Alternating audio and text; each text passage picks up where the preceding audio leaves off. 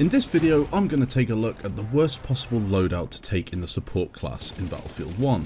As with my previous worst loadout videos, this one will take into account statistics that show how many players have actually used the support class weapons and the reasons why some of the LMGs are put aside never to be used again. The website that I used can be found in the description below, and I highly recommend you visit it as it provides great insight into the world of Battlefield 1. Just because the weapons I'm about to mention have a low percentage of people using them doesn't necessarily mean that the gun is bad, so let me know in the comments if you use and enjoy the guns I'm about to mention, and maybe leave some tips for players that plan to use them in the future. So to start off, let's take a look at what the support class is actually used for. Unlike previous Battlefield games, DICE have tried to balance the classes as best they can, which means every class has a specific job. The scouts are obviously better at range, the assault is meant for really close-up stuff and dealing with tanks, the medic, reviving, and obviously has the possibility of being in close range, medium range or slightly longer range combat, and then the support class. This, in my opinion, is one of the best mid-range classes, but some weapons, like the BAR or the Parabellum, can be used in really close quarter combat, and also be quite effective. For me though, I'm going to say the class is for mid-range combat, with most of the weapons being at their most effective in that range. You have gadgets such as the mortar and the crossbow, which are intended to be used at mid-range, they're not something that you'd use at very close range. The limpet mine is slightly different, and the reason they've put that there is obviously so you can mix up your gameplay slightly, and it gives a bit more love to the support class.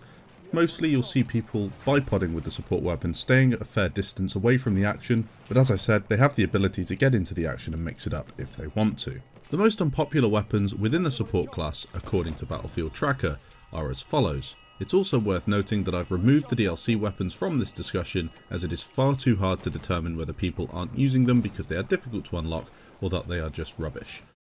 In third place, we have the MMG Trench, with 0.6% of total kills with LMGs as of making this video. Now this is really not a lot of kills at all. 0.6% is lower than we've seen in any of the other videos for the number 3 spot. It really shows that players don't enjoy using this weapon at all. Now for me, I did use it for a couple of rounds of frontlines. You can see some gameplay in the background. The main problem is the way it looks on screen.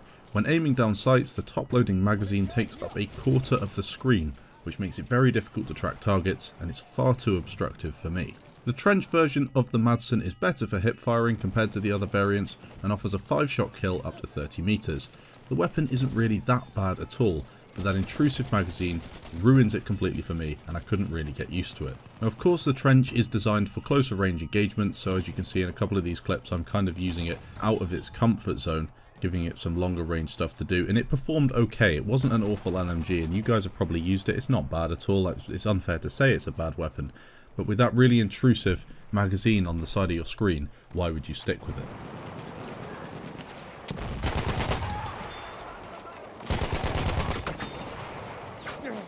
In second place, we have the M1909 Venemous Optical. I'm sorry for the pronunciation of some of these guns as well. I know a few of you would prefer it if I could pronounce them properly, but I do try my best. The Venemous only has 0.3% of total kills with LMGs as of making this video. That's half of what the MMG Trench had. I believe the telescopic variants of these LMGs offer more in terms of stability and ranged kills, while the optical kind of doesn't. The optical is in between the two, the telescopic and then the factory version, and I really don't believe it does enough. This could be why the numbers are as low as they are, as personally I didn't really feel as if it was that bad. Maybe people are picking the telescopic because of the unlock system, maybe the telescopic does what they want, and then if they don't want to be at longer ranges, suppressing players or bipodding, they'd maybe go for a BAR or something that's very effective at the close range stuff. What do you think of the M1909? Do you use it? Do you like it? Let me know down in the comments below.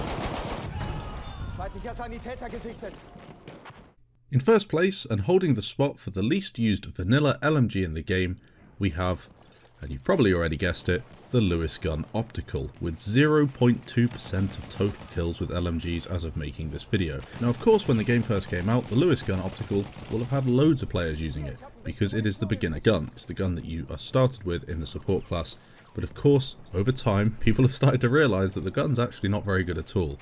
And I think everyone can agree that this is the worst variant of the Gun, and is pretty much useless if you've unlocked other weapons in the class.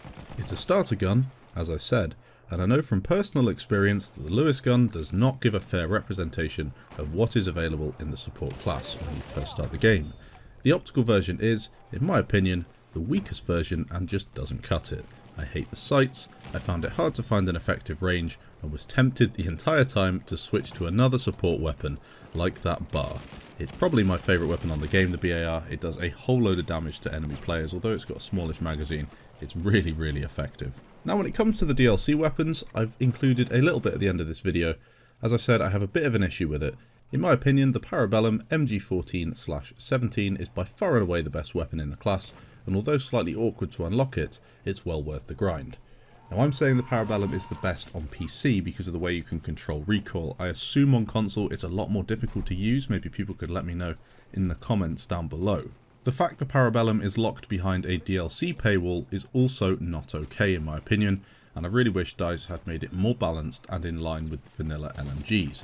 With the DLC, I want to be seeing guns that have very similar stats to the ones that are in the vanilla game, but maybe have a really awesome reload, or maybe look really cool.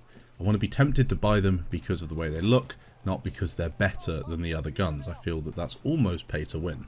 In my opinion, the low weight version is essentially an LMG variant of the Automatico and is capable of ridiculous tasks at close range, whilst maintaining the ability to suppress at medium range and long range. Let me know in the comments what you think of the DLC support weapons in Battlefield 1. The HUART is another weapon that doesn't really struggle overall in terms of how many players use it and get kills. However, the optical variant is not popular at all. So what about the gadgets for the support class? I mentioned at the start of this video what you should really be trying to achieve in the support class, and in my opinion, the support class has to carry ammo and then choose a gadget in the extra slot to cause damage to enemies and armour. This means taking an ammo pouch or crate, and then a limpet mine or mortar. I don't really think the grenade crossbow offers that much unless you're really on an infantry only map. Maybe you're on Argonne, maybe you're on Amiens in some of the building complexes. I don't like taking it because I don't like grenades in Battlefield 1. They reduce the spam, yes it's a lot better than it was, but I still don't like relying on grenades to get kills. It's difficult to justify taking a mortar with this loadout as I want to get kills with the primary weapons, not camp at the back of the map and cheese people, so I opted for a limpet mine. As you can see in the gameplay in the background, throughout using all of these weapons, I found it very difficult to get consistent kills, but I definitely wasn't bottom of the score, but I was doing okay. And I think that's what people don't like about these weapons. They're just okay. They're not the best in the class by quite a long way. Obviously not many weapons in the game are really that bad.